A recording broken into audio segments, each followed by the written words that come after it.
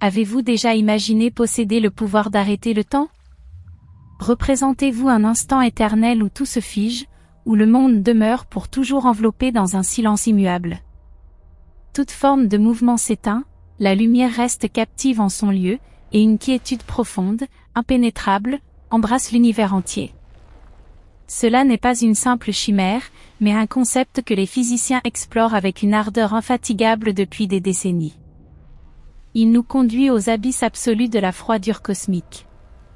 Au cours de cette odyssée, nous plongerons ensemble pour vivre le défi persistant de l'humanité face aux frontières énigmatiques de la nature, un récit émouvant sur la manière dont la science accomplit ce qui fut jadis tenu pour impossible. Commençons par une idée simple, pourtant captivante. La méthode pour sembler suspendre le temps consiste à abaisser la température jusqu'au point le plus bas concevable, à savoir moins 273,15 degrés Celsius. À cet instant, les atomes paraissent cesser toute activité, comme s'ils s'assoupissaient dans un sommeil perpétuel après un ultime soupir. La lumière ne peut plus se propager librement, elle se trouve liée, et le temps semble presque immobile, ne s'écoulant plus qu'en un filet languissant. Il s'agit du zéro absolu, une limite que l'univers a établie comme épreuve ultime pour nos efforts. Pourtant, le chemin vers ce point n'a jamais été rectiligne. L'humanité a investi plus d'un siècle pour approcher la température à un 10 milliardième de degré au-dessus du zéro absolu. Dans ces moments cruciaux, les scientifiques ont révélé des secrets qui ébranlent les fondements de la physique. Imaginez la scène dans un laboratoire, des couches de vêtements protecteurs ne parviennent pas à repousser entièrement le froid invasif, des machines émettent un bourdonnement grave évoquant un murmure cosmique. Lorsque la température frôle ses limites, l'hélium liquide commence à se comporter comme une entité vivante. Il escalade les parois du récipient sans force extérieure, défiant la gravité terrestre. Il ressemble à un esprit silencieux qui traverse le contenant sans laisser de traces. Les scientifiques nomment cela la superfluidité. Ce phénomène brise nos règles physiques conventionnelles, comme si l'univers se moquait de notre compréhension limitée. La superfluidité ne présente aucune viscosité, elle coule sans résistance aucune et grimpe aux parois d'un récipient en quête de liberté. Cette découverte n'était pas fortuite. Dans les années 1930, Piotr Kapitsa observa le comportement de l'hélium 4 à des températures autour de moins 272 degrés Celsius. Par la suite, la superfluidité s'étendit à des applications modernes, telles que le refroidissement de puissants aimants dans les appareils d'imagerie par résonance magnétique médicale ou des expériences simulant les conditions extrêmes de l'univers. Jusqu'en l'an 2026, les recherches récentes ont élargi cela à l'hélium 3, un isotope rare, qui manifeste des propriétés chirales sous des conditions quasi bidimensionnelles et inspire des technologies quantiques. De plus, les avancées dans l'extraction de l'hélium 3 du sol lunaire par des initiatives comme celle de Blue Origin ou des missions lunaires internationales pourraient résoudre la rareté dans l'industrie quantique. En l'an 2025, une phase superfluide a été observée pour la première fois dans l'hydrogène moléculaire, présentant un comportement similaire à celui de l'hélium et contribuant à l'étude des agrégats atomiques ultra-froids. Ces phénomènes évoquent des flux quantiques dans l'univers, où la matière s'écoule librement comme en apesanteur, et ils allument une curiosité infinie. En 2025, des chercheurs ont découvert une nouvelle phase superfluide dans des systèmes quantiques non hermitiens, stabilisés par un mécanisme de dépaire de spin, révélant des états uniques qui pourraient transformer la simulation quantique. Par ailleurs, une étude a simulé l'effet Schwinger, la création de paires de particules à partir du vide en utilisant de l'hélium superfluide, mimant la production de « quelque chose à partir de rien » dans des films minces. Une autre avancée a confirmé la superfluidité de l'hydrogène à l'échelle nanométrique, validant une prédiction vieille de 50 ans et ouvrant des perspectives pour un transport et un stockage d'hydrogène plus efficaces.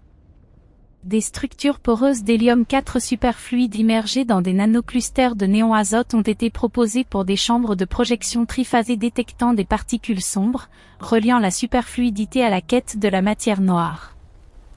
Une théorie récente met en lumière comment la géométrie quantique peut accroître la température critique de la superconduction, liant superfluidité et superconduction dans des matériaux avancés. En 2025, des physiciens ont manipulé un superfluide pour le transformer en un état semi-solide, combinant des traits de solidité et de fluidité sans friction, ce qui pourrait inspirer de nouveaux matériaux hybrides. Des électrons figés en cristaux géométriques étranges fondent ensuite en mouvement liquide sous des conditions quantiques précises, évoquant des danses cosmiques où la matière oscille entre ordre et chaos. Ces développements récents amplifient le mystère de la superfluidité, suggérant que l'univers cache des flux éternels, invisibles, qui défient notre perception du réel et invitent à explorer les abysses quantiques avec une fascination renouvelée. Pourtant, l'univers ne concède pas aisément l'accès au zéro absolu. Le troisième principe de la thermodynamique, un fondement essentiel de la physique, proclame que nous pouvons nous en approcher infiniment, sans jamais l'atteindre. C'est comme pour chasser l'horizon une quête éternelle qui demeure à jamais distante. La raison réside dans le monde quantique. Même au zéro absolu, les atomes ne seraient pas totalement immobiles, mais persisteraient en de faibles oscillations, comme un code ineffaçable gravé par l'univers. Il s'agit de l'énergie du point zéro, l'énergie fondamentale qui subsiste même dans le silence absolu. Elle découle du principe d'incertitude de Werner-Heisenberg, selon lequel les particules ne peuvent posséder simultanément une position et une vitesse précises, générant des vibrations éternelles. Werner-Heisenberg et les théoriciens quantiques ultérieurs en conclurent que sans cette énergie, l'univers pourrait s'effondrer en une immobilité totale, mais la réalité est autre. Cela n'est pas une théorie abstraite, cela a des implications pratiques en électronique quantique et dans l'explication de l'énergie sombre de l'univers. Les fluctuations quantiques pourraient contribuer à l'expansion persistante du cosmos. Selon les insights récents de théoriciens comme Brian Greene, l'inaccessibilité du zéro absolu est liée à l'énergie sombre, qui constitue environ 70% de l'univers et accélère son expansion, reliant ainsi les limites thermiques à l'évolution cosmique. Des recherches de l'an 2026 indiquent que l'énergie sombre pourrait s'affaiblir, menant l'univers à commencer à mourir dans 100 milliards d'années ou à finir par un grand effondrement. L'énigme du zéro absolu pointe vers le destin du cosmos. Ces idées nous rappellent les fluctuations du vide quantique, où l'énergie varie temporairement dans l'espace vide, comme des pulsations cachées qui maintiennent l'équilibre de l'univers et approfondissent le mystère de ses origines. Par exemple, comment les fluctuations quantiques après le Big Bang semèrent les graines des galaxies. En 2026, de nouvelles études suggèrent que l'énergie sombre pourrait évoluer, potentiellement menant à un Big Crunch plutôt qu'à une mort thermique, remettant en question le scénario d'un univers froid et vide. Des données du Dark Energy Spectroscopic Instrument indiquent que si l'énergie sombre n'est pas constante, l'univers pourrait s'effondrer en 20 milliards d'années, amplifiant le caractère précaire et mystique de l'expansion cosmique.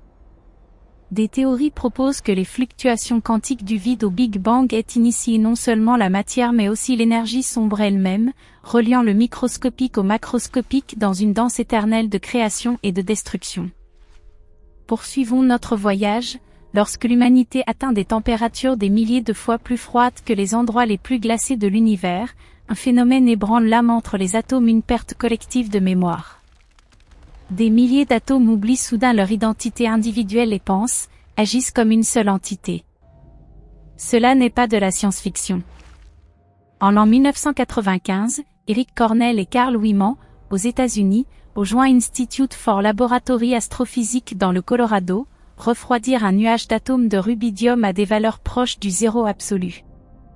Soudain, tous les atomes fusionnèrent du chaos en une onde quantique. Ils nommèrent cela le condensat de Bose-Einstein, le cinquième état de la matière, aux côtés du solide, du liquide, du gazeux et du plasma. Dans cet état, les atomes peuvent exister simultanément en deux lieux et brisent les frontières connues de l'espace. Imaginez la joie des scientifiques, tendus devant leurs écrans, le bourdonnement régulier des dispositifs de refroidissement résonne comme une symphonie cosmique, et alors l'impossible irrumpe dans la réalité, accompagné d'exclamations de triomphe.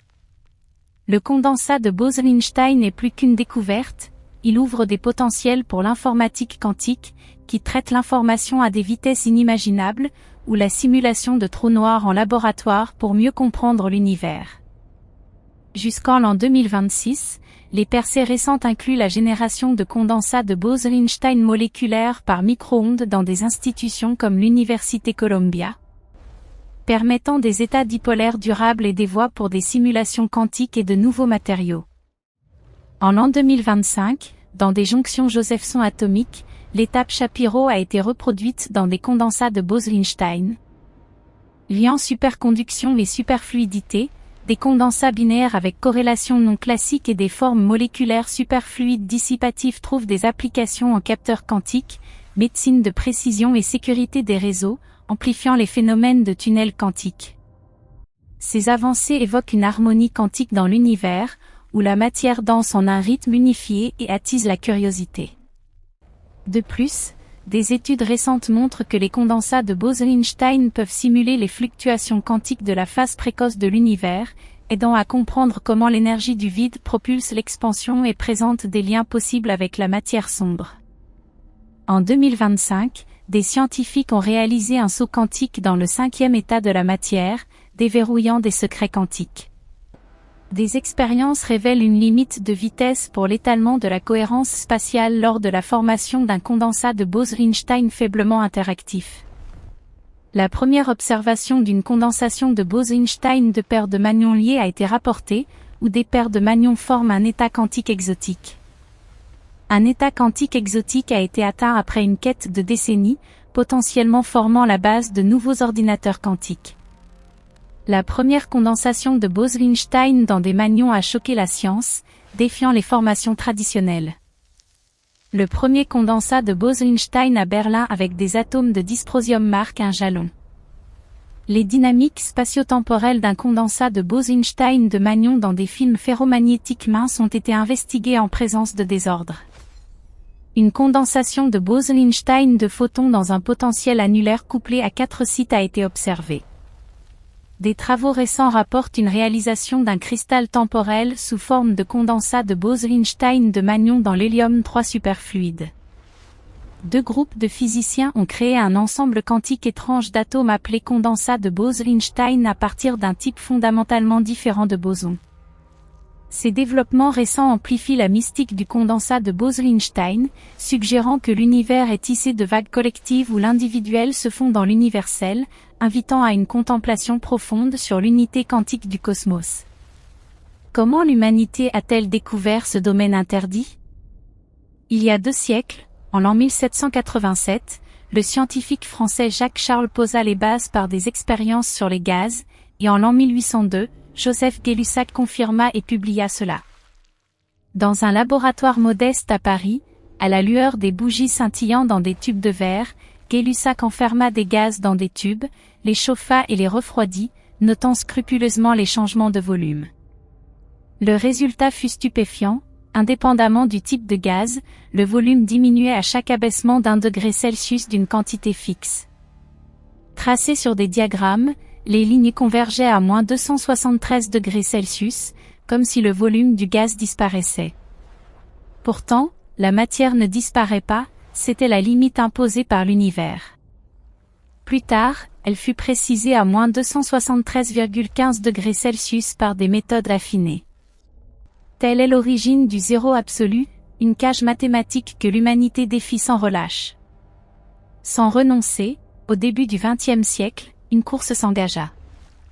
Le physicien néerlandais Eike Kamerlingh construisit les dispositifs de refroidissement les plus puissants de son époque.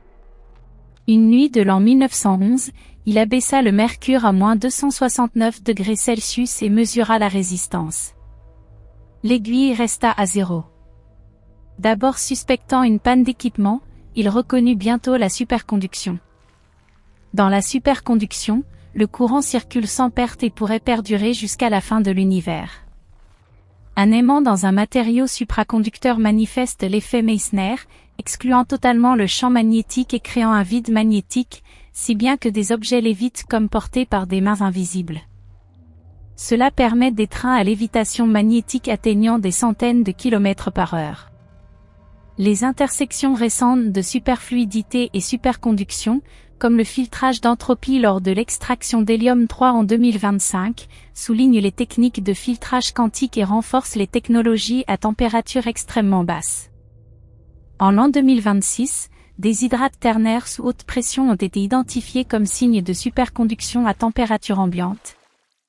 Et de nouveaux états supraconducteurs près du zéro absolu ont été découverts, des dispositifs pour l'informatique quantique réduisant la dissipation thermique par un facteur de 10 000 sont prévus pour 2026.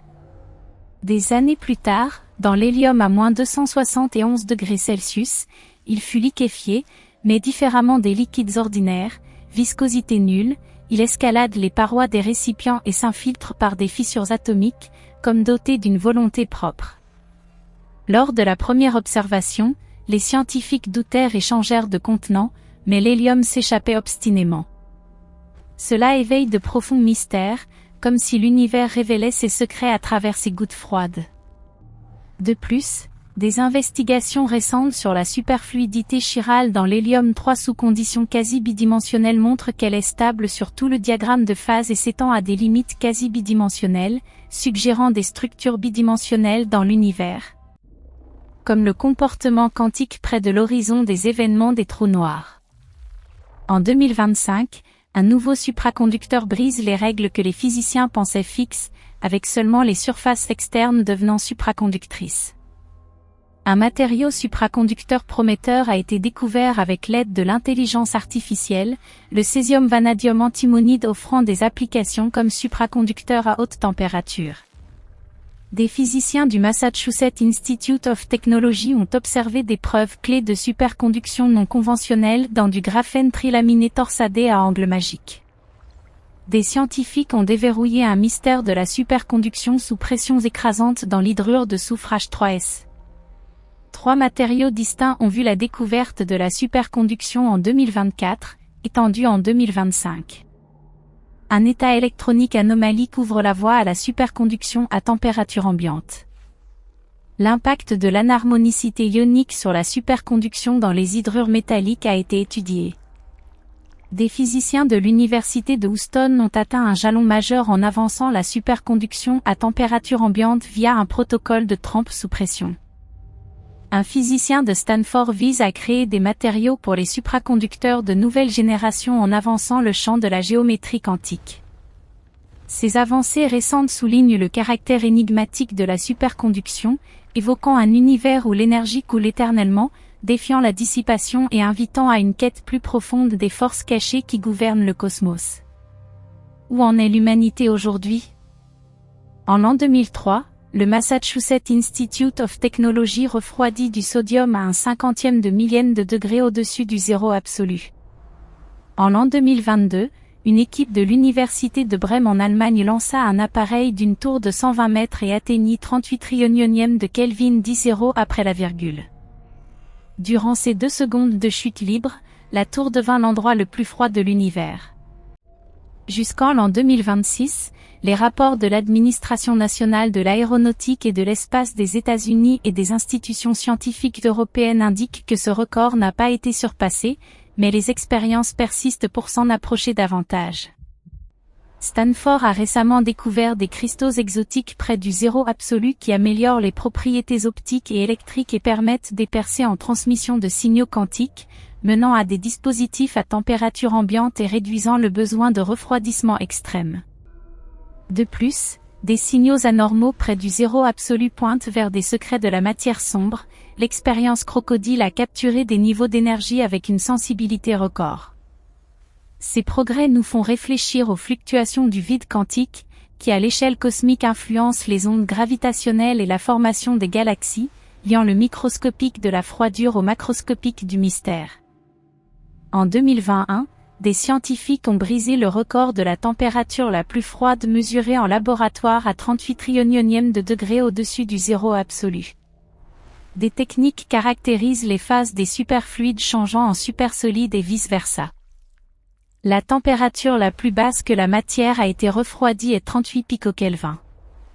Des températures plus froides que l'espace ont été atteintes sur Terre via un laser à rayons X, refroidissant l'hélium liquide à moins 271 degrés Celsius.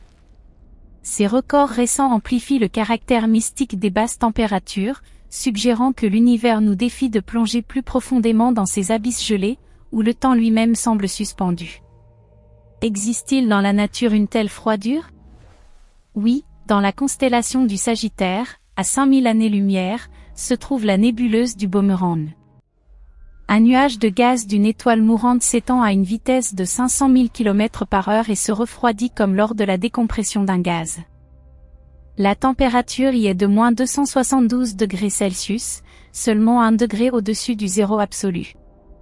Même le rayonnement de fond cosmique micro-ondes, l'écho du Big Bang, atteint moins 270 degrés Celsius et est donc plus chaud. Si l'on y était projeté, toutes les cellules s'arrêteraient instantanément, la dernière pensée ou le dernier battement de cœur s'éteindrait. Le corps resterait éternellement gelé, sans décomposition, car les bactéries seraient scellées. Des modèles récents proposent que l'univers commence à mourir dans 100 milliards d'années si l'énergie sombre faiblit et que la gravité domine, menant à un grand effondrement. Cette froidure annonce le destin final du cosmos. De plus, les détails de la nébuleuse du Boomerang montrent que sa température, due à une expansion rapide, est inférieure à la température de fond cosmique, similaire au processus de refroidissement après le Big Bang, et éveille une curiosité infinie sur les origines de l'univers. Comme les fluctuations quantiques du vide qui donnèrent naissance à tout. La nébuleuse du Boomerang est l'endroit le plus froid de l'univers, avec une température de moins 272 degrés Celsius, seulement 1 degré plus chaud que le zéro absolu. Des observations avec l'Atacama Large Millimité Submillimité Array ont résolu la structure de cette nébuleuse ultra froide. La température maximale diamétrale de l'étoile centrale est estimée à 6000 Kelvin ou 7000 Kelvin. La nébuleuse absorbe la chaleur de l'espace profond, qui est très froid. Sa température moyenne est autour de moins 272,15 degrés Celsius. Des modèles analytiques pour l'évolution de la nébuleuse la plus froide connue décrivent un nuage sphérique où la température est proche de 2 Kelvin. Ces études récentes amplifient le mystère de la nébuleuse du Boomerang, évoquant un cosmos où la mort stellaire engendre des abysses gelés, reliant le destin des étoiles à celui de l'univers entier dans une symphonie de froid éternel. Cette froidure peut-elle permettre l'immortalité?